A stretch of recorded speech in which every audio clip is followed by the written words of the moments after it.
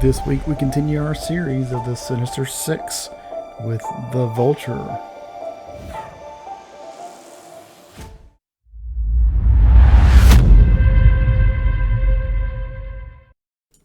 want to send a thanks to Epic Prompt for sponsoring this video. He's working on the Sinister Six, and this is the second model in that lineup. You guys go check him out on Facebook and Patreon. I'm going to take you back to where it all began. Printed the base in PLA on my Elegoo Neptune 3 Max. This printer is a great printer, highly recommend it. No, this is not sponsored by Elegoo, but this print just came out amazing. Take the base outside, give it a black primer, and come back in and start with the Apple Barrel Barn Red to base coat the bricks. From there I use mummy robes to shade the top, and I also use it to give the bricks a little bit of a highlight. This will come in later once I start adding different colors for shading. I use mud brown on the edges and the cracks and in the rubble area and on some of the bricks. This gives it a little bit of character. I switch over to Mission Models Red Oxide and fill in the gaps where I didn't paint the bricks brown. This breaks up that pattern really nice and gives it a nice wall look to it. I use ash gray on the top section of the base. I also use it on the edges and on the rubble to give it some color variations.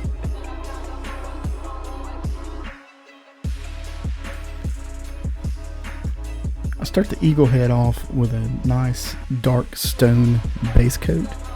I use this whenever I'm painting rocks or concrete or something like that. It gives a very natural, earthy tone that really blends well with other colors as you go along. I then give it a zenithal highlight using ash gray before switching over to Vallejo's gray blue for the shadowy areas. I also use a thin coat of the gray blue on the top and then come back over the top of it with ash gray for dry brushing the edges. I also like to get really deep in there, not just on the edges but on the surfaces here, just because the little ridges and things that you may miss if you're dry brushing too far away from the model. To me, this is where the model actually starts to really look like stone. Now comes the fun part, the soft tone wash from Army Painter. Just put a liberal amount everywhere and sponge it off. This really helps that stone come to life. For the crevices, I use Citadel's Sideboard Brown and use it just like I would any other wash. You put it on pretty thick, then just dab it off with a towel or a napkin. Also use it for the bricks, for the edges, the crevices, and of course those little rubble piles. Sideboard Brown works really good for bricks, especially in this case. I like to put it in all the little nooks and crannies of it, and instead of sponging it off and trying to get it off of the brick, I actually rub it across the brick so that it gives the entire brick a nice wash all over it and gives it a really good dirty look. Now onto the Birdman himself. I'll start the skin tone with a nice base coat of Scale 75 Pale Skin. I'll follow that up with the Scale 75 Pink Flesh, which really isn't pink, but it worked great for shadows, under the chin, eyebrows, along the jawline, things like that. For the highlights on the skin, I like to use Vallejo's Fairy Flesh Highlight Skin. It's a very, very pale skin color and works very nice for highlighting the top of the head and the nose and things like that. I use 3 Army Painter washes for skin tones like this, slightly watered down but all applied the same way. I start with red tone, move to blue tone, and then eventually use the soft tone. I put it on pretty heavy and then sponge it off with a paper towel or a really porous sponge. This way the color actually gets to stay there, so I think the paper towel, just the texture of it is naturally better for that because it leaves little pockets here and there. I then go back with the soft tone, hit little spots to give it some randomness of the shading, I also use it to enhance the shadows on his face, under the nose, and on his lips. After those coats have dried, he gets a healthy coating of some thinned down grimoire purple. Wait, I know what you're thinking. Red and blue make purple. Why are you putting purple on at this point? Well, applying purple after all the other washes have been put on allows those to blend in all together and just results in a more natural look once it's all there.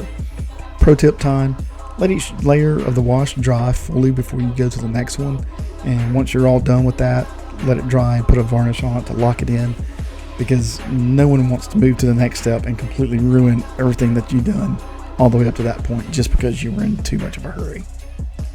Oak brown is a really good color for making moles.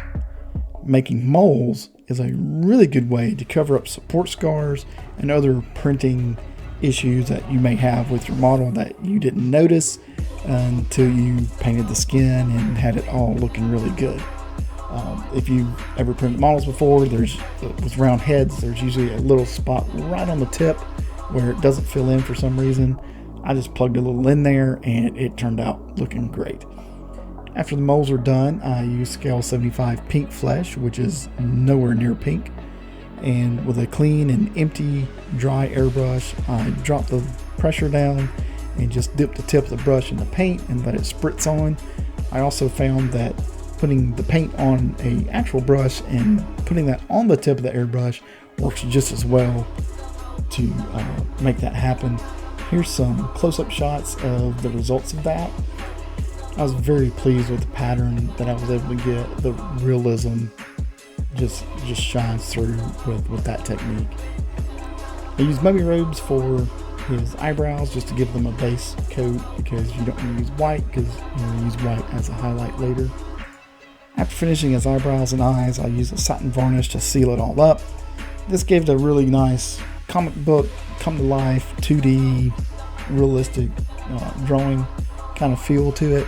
I went back and put a matte varnish on top of that, and man, he really came to life, as you can see here.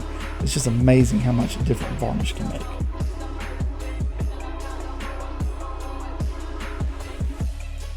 I start the body with a base coat of Angel Green from Army Painter.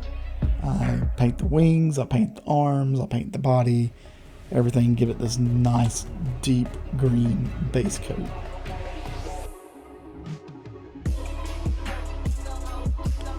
The next coat I use Army Painter Goblin Green, which sounds like a really good color for some other character that I've heard about before.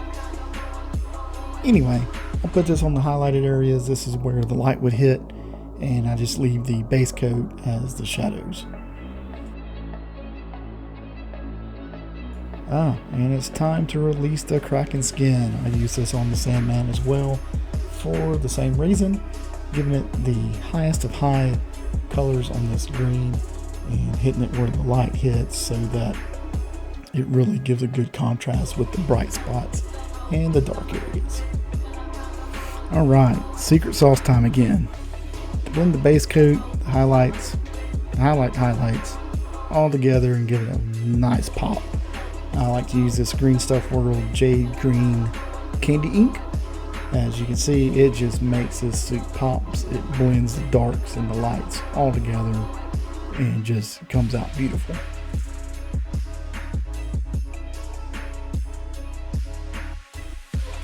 Yes, I use a lot of mummy robes, but what else are you going to do if you have to use white as your highlight color? You can't use it as the base. So I base the frock with mummy robes and go back and dry brush white over it, and that is it. Body done. I mask off the arms, coat the whole set of wings with this Vallejo metal color dark aluminum. This gives the wings a nice metallic look.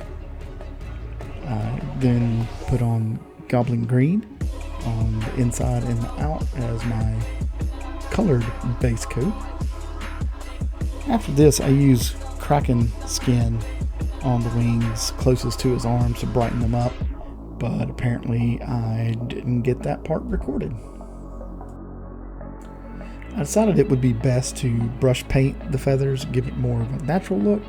So I'll start with this green skin to give it its first coat over the base to brighten it up a little bit.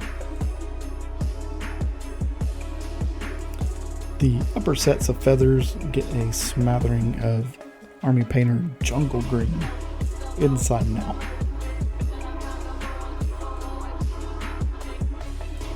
I just want to take a minute here and just thank everyone that watched the Sandman video, and especially those of you that subscribe to the channel.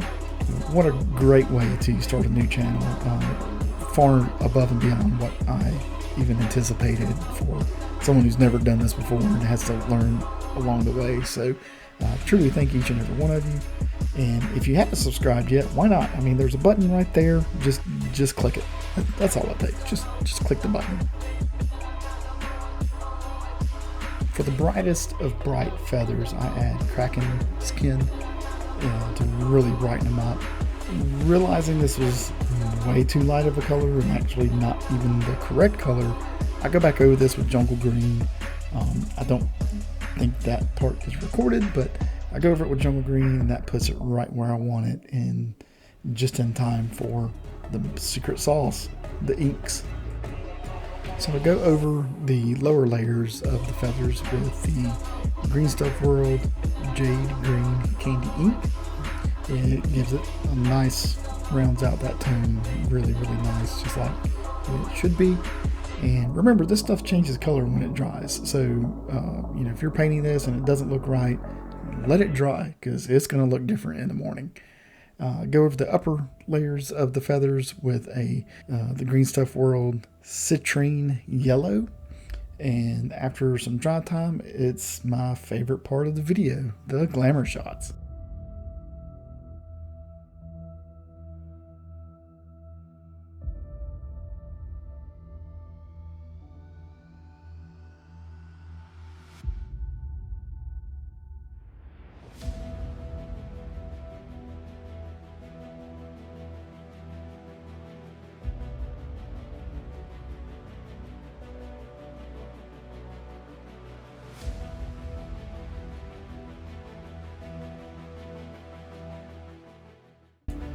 Here's a shout out to all my Patreon supporters who, wait, I still don't have those. But if you like what I'm doing and want to support the channel, there is a Patreon. Check it out in the link below. Anyway, I want to thank you all for watching and hope you enjoyed this video.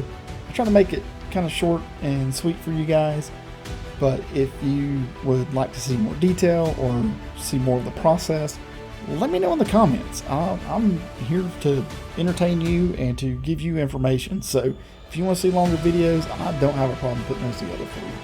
Otherwise, just leave a like, hit the subscribe button, and go hug a family member. I'm sure they'll appreciate it, because you've been sitting here watching this video and you haven't given them a hug yet.